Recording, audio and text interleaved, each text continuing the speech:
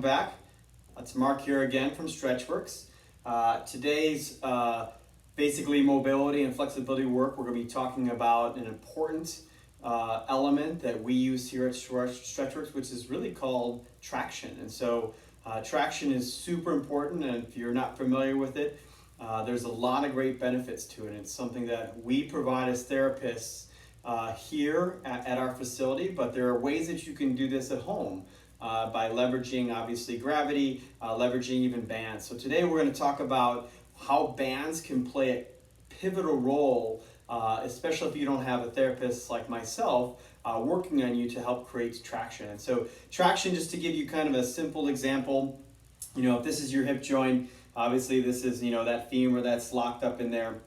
And so really through life, what tends to happen through sitting, through lots of jumping, through lots of activity, running, you name it, overall we get compressed. And so what compression means is basically those joints and everything start to get really, really close to each other and locked in. And so when that can happen, it can obviously create lack of mobility. And so really what traction is doing through a slow movement pattern, and what we do, especially if you're a manual therapist, is really trying to create space within those joint capsules. So, if it's in the hip, it's really trying to pull that femur out a little bit to the point where you can start to break up some of those adhesions in there, or even just create extra space so that those bones can actually move the way they're supposed to. And so oftentimes, again, through that compression, this is a great way through traction to decompress a lot of those joints. So if you're familiar, joints really what they do is again, like I said, traction, some of the biggest keys is, again, it's a safe, effective treatment pattern that not only can you do on yourself, but a lot of manual therapists do. And so some of the benefits to that really are the following. And so when you look at, obviously if you're injured, you want to be careful. So if this is happening to a joint that might be compromised, you want to be a little bit more careful as far as doing some of these kinds of motions, because it's actually going to have negative effects. So really, when you look at joint mobilization and traction, these are very slow, very passive movements of some of the articulating surfaces like we talked about. So like could be the shoulder or even the hips. Or even cervical or thoracic. These are certain areas that you can obviously start to look at traction. And so what it does is the key is really trying to regain normal active joint motion. And so restoring normal passive motions that occur about the joint, repositioning or maybe realignment of the joint, or regaining any kind of normal distribution of the forces and stresses about a joint. And ultimately what that does is it helps to reduce pain. And so these are very good mobility patterns and treatments that can really start to open up some of the tissue up and down that chain of where some of those attachments are. And so what we like to do is, you can see kind of in our wall behind here, we have a lot of attachments where we can kind of help facilitate traction not only on the table by having maybe say a client who's laying down and having a band pulling them this way while we're pulling in the opposite direction, which can obviously, you need somebody like myself who's experienced to do it, but on your own there's definitely different ways. So I'm sure you've seen some of our quick hit videos where we're like, man, we're using some of the bands, and that's kind of the reason why is we're trying to create that same sense of traction, right, that maybe you get at a facility like mine where you have a manual therapist working on it. So the key difference, though, to understand of say if I'm facilitating it versus say you're facilitating it on your own self, is really the component of where you're still doing work. Okay, when we're on the table or we're applying some of the techniques that we do here at StretchWorks, a lot of times you're at rest. You're not really doing anything. So that allows the tissue and the whole body to kind of just relax. And we're doing most of the joint mobilizations and movements. And so that can obviously have a longer lasting, even more impactful effect when it comes to increasing joint mobility, flexibility, and so forth, not only from the joint, but also from the tissues. So it's a good best practice to do it on your own, although the results might not be as significant as when you're doing it with, say, a therapist. But still, nonetheless, great things that you can do at home. So here, you might be asking, well, what do I do? Like, what kind of bands do I have? Well, anything can really do. I have simple, 3 ones right here that I purchased on Amazon. You can either purchase them individually or you can purchase them in packages. I can definitely share the link as far as like where I purchased, definitely in the notes. So if you have any questions or concerns, or maybe you're like, hey, where do I go about getting some of these bands? Simple things like just, again, an easy Google search or Amazon, you can find them. But a lot of the bands really go based on tension, right? And so, the thicker the band, obviously, the more tension that it's going to allow for you to have. So, the more tougher it is. So, something like this, when you look at this purple band, this one, it really excessive force of about like 40 to 80 pounds. Whereas if you go lighter, something like this black band that I have is more 30 to 60 pounds. And then when you look at kind of our red band here, this one, I believe, is a little less than that, and it's about 15 to 35 pounds. So, what I always say is start light at first, especially dealing with traction, because you want it to be slow and passive.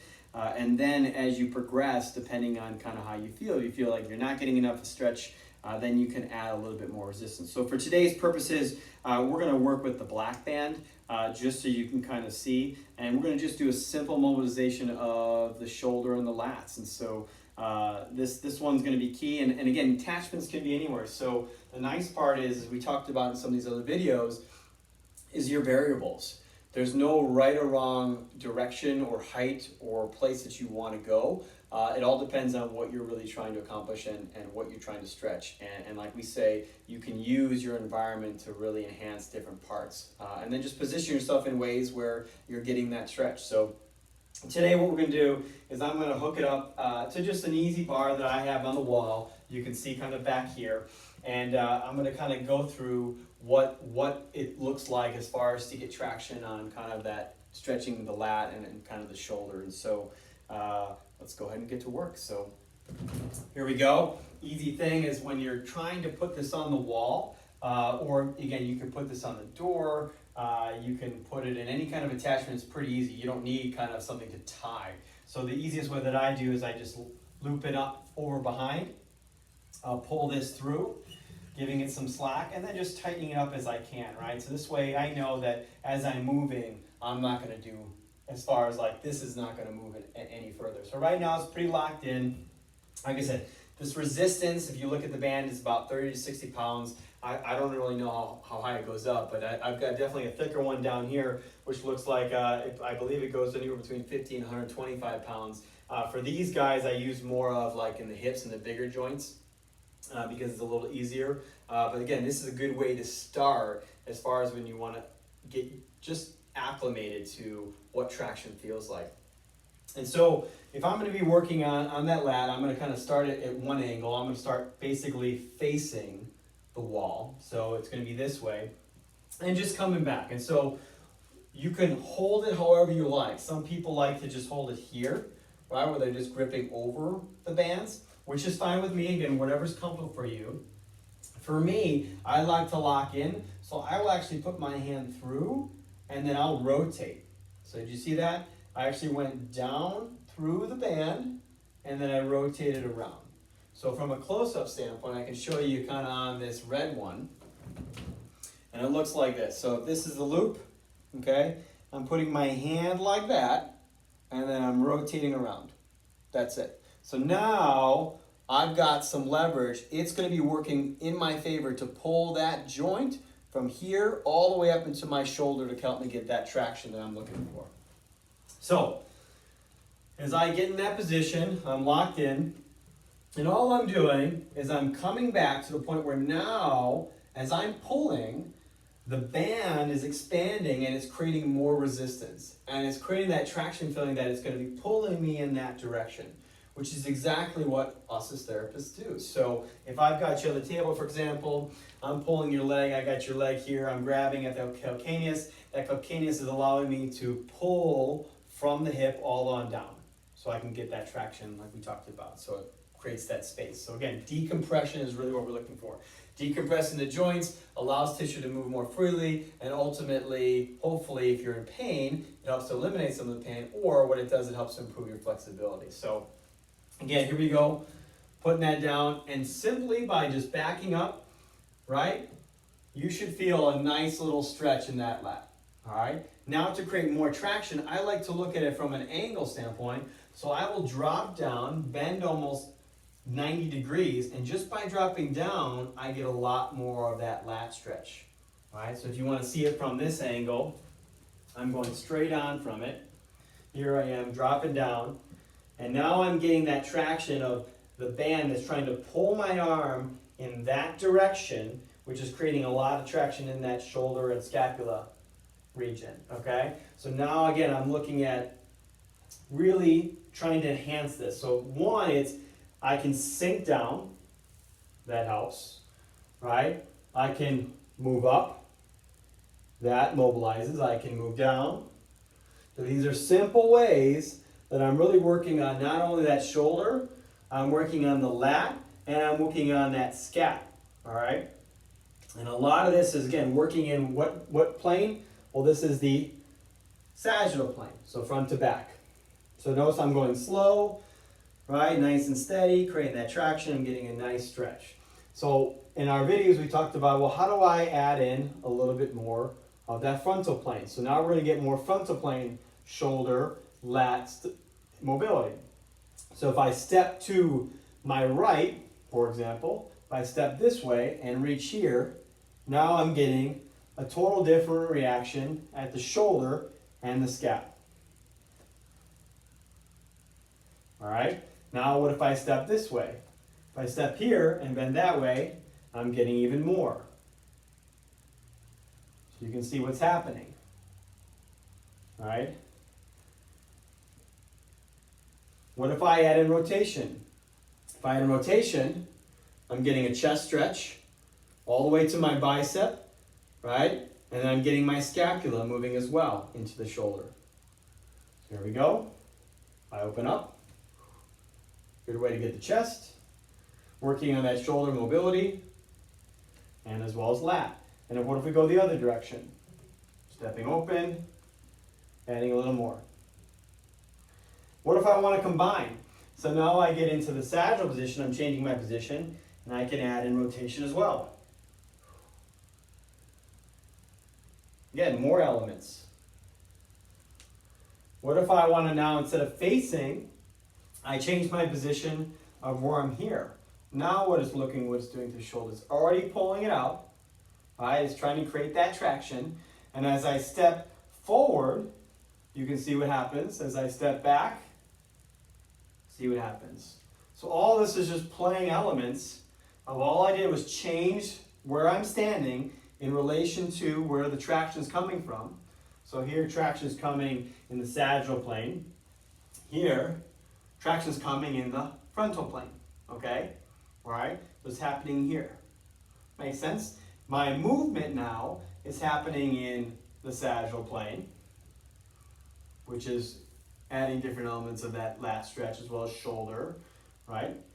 So here I am, different elements. Where I'm stepping away, adds more traction in the frontal plane, and I'm getting more stretching in that frontal plane as well. Okay?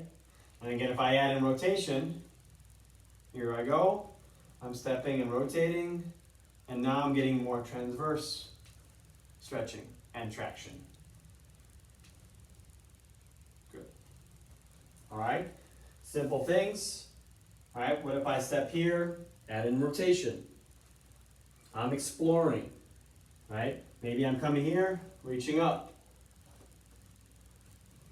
And there's so many different variations that you can do to really work on shoulder mobility, lat mobility. So a lot of times when you see some of our videos, it's very vague, right? When you look at what we're working on the shoulder complex, but the shoulder complex really talks about everything. It includes the chest, it includes the lat, it includes the rhomboids, upper traps, right? So it's not specifically just one target area that you might be stretching, it's in fact stretching all of it. And so that was just an example of how I can stretch the lat, right? We did a little bit of chest, but let's go back to that. So say I want to stretch the chest and create more shoulder traction, okay?